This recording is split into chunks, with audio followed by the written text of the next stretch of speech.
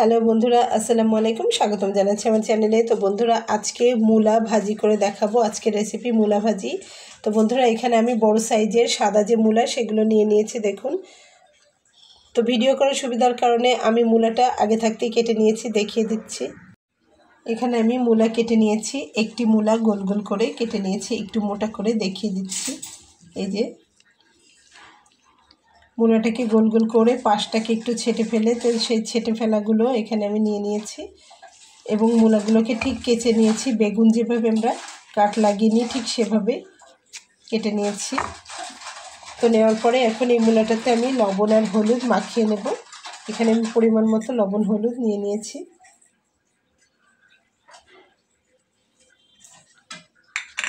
কি সুন্দর করে লবণ আর হলুদটা মাখিয়ে নেব।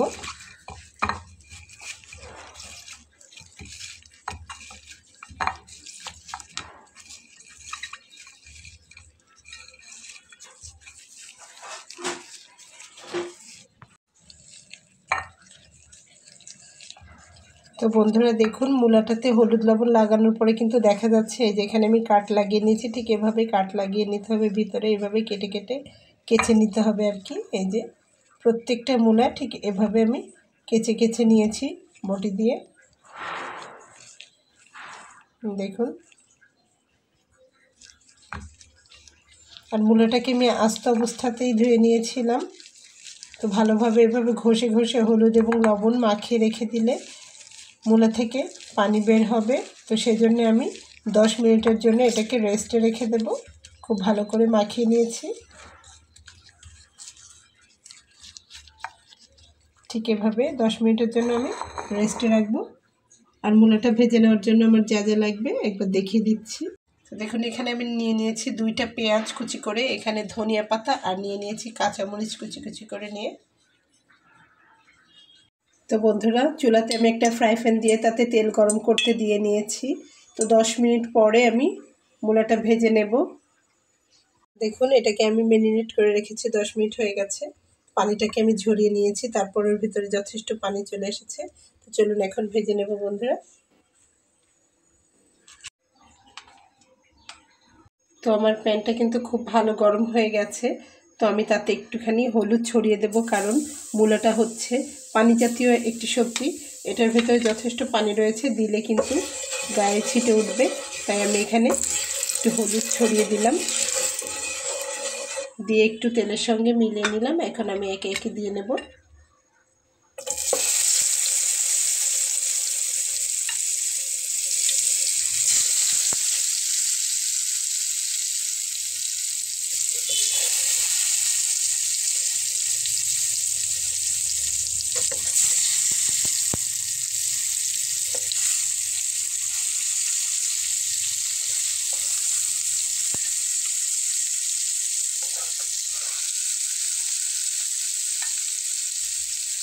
তো বন্ধুরা, সিজনাল এই সবজিটাকে কিন্তু আপনারা এভাবে ভেজে নিয়ে খিচুড়ির সঙ্গে, পোলাওয়ের সঙ্গে, সাদা ভাতের সঙ্গে সব কিছুর সঙ্গেই কিন্তু আপনারা পরিবেশন করতে পারবেন। খুবই দারুণ মজার লাগবে রেসিপিটি।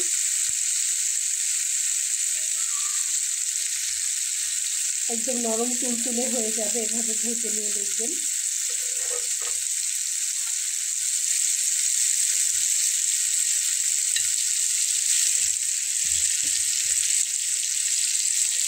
এখানে সবগুলোকে আমি দিয়ে নিয়েছি এবং মূলার যে পাশটা কুচি করে নিয়েছি সেই পাশগুলো কিন্তু যে আমি রেখে দিয়েছি, এটা পরে দিয়ে দেব।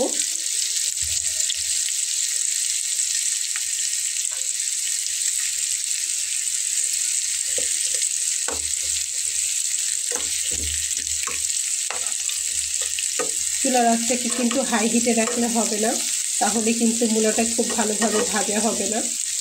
চুলার আঁচটাকে মিডিয়াম লোয়ে রাখতে হবে।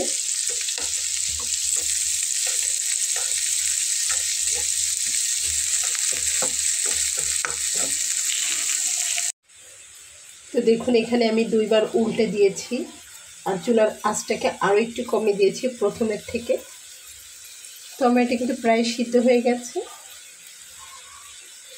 তো অপর সাইডটা আরেকটু হলে আমি আবারও উল্টে দেব, যেন একটুও কাঁচা না থাকে। চুলার আঁচটাকে কমিয়ে দিয়ে এরকমভাবে এগুলোকে ফ্রাই করে নেব। তো বন্ধুরা এগুলোকে একটু সাইডে করে দিলাম, আমি আরও একবার উল্টে দিয়েছি।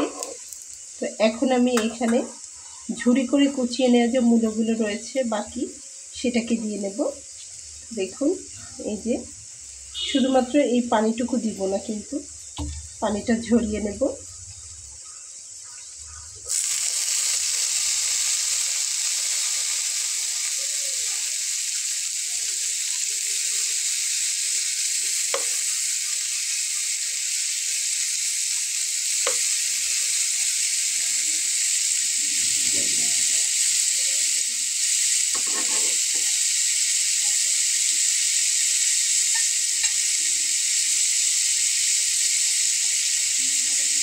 তো এটাকেও আরও 10 মিনিটের মতো করে ভেজে নেব।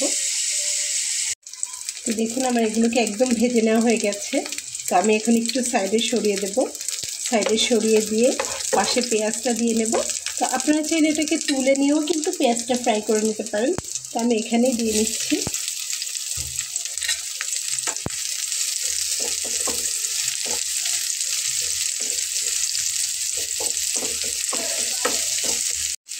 তো দেখুন এইভাবে পেঁয়াজটাকে আমি ভেজে নেব এক সাইড করে। চাইলে এগুলোকে আরেকটু উপরে তুলে দেওয়া যেতে পারে।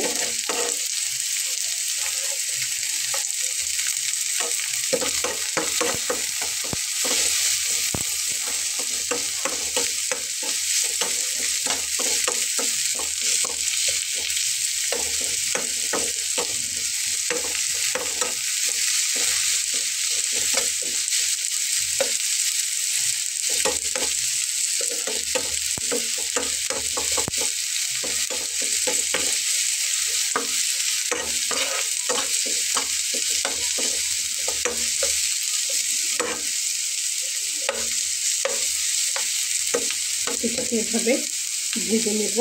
তো এর ভেতরে আমি এখন কাঁচামরিচ কুচি করে দেওয়াটা দিয়ে নিচ্ছি।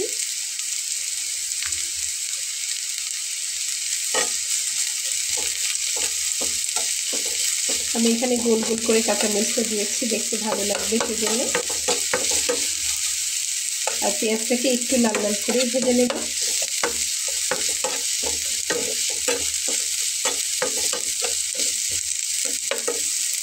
খুব বেশি তেলের কিন্তু এখানে প্রয়োজন হয়নি, অল্প তেলে কিন্তু ভাজা হয়ে গেছে। তো এখন শীতের সময় অনেক ধরনের মূলা কিন্তু বাজারে পাওয়া যাবে, লাল মূলা, সাদা মূলা, বড় বড়। তো এইভাবে রেসিপিটি বাসায় ট্রাই করে দেখবেন, খেতে দারুণ মজা গরম ভাতের সঙ্গে। এভাবে মূলা ভাজি করে মসুরের ডাল বা বড় মাছের তরকারি দিয়ে সাদা ভাত খেতে ভীষণ মজার হয়।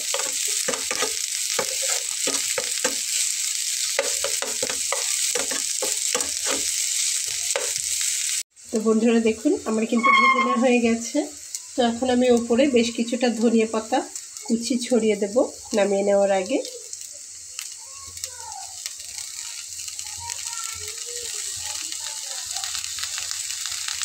তো বন্ধুরা রেসিপিটি কেমন লাগলো অবশ্যই কমেন্ট সেকশানে এসে ছোট্ট করে একটা কমেন্টস করে জানিয়ে দেবেন বন্ধুরা। আপনাদের একটি কমেন্টস অনেক ভালো লাগে, ভিডিও করার আগ্রহটাকে আরও বাড়িয়ে দেয় বহু গুণে।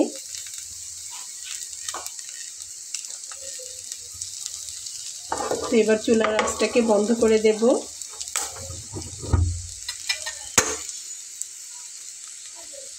এভাবে 2-1 মিনিট রাখলেই কিন্তু ধনিয়া পাতাটা এর সঙ্গে ম্যাচ হয়ে যাবে, নরম হয়ে যাবে, মিলিয়ে যাবে।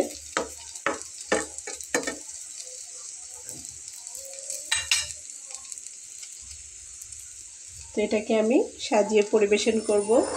তো বন্ধুরা আশা করছি রেসিপিটি ভালো লেগেছে। রেসিপিটি যদি ভালো লেগে থাকে তাহলে আমার এই ছোট্ট চ্যানেলটিকে সাবস্ক্রাইব করে সঙ্গে থেকে যাবেন। দেখা হবে পরবর্তীতে নতুন কোনো রেসিপি নিয়ে। সেই পর্যন্ত ভালো থাকবেন। আল্লাহ হাফেজ।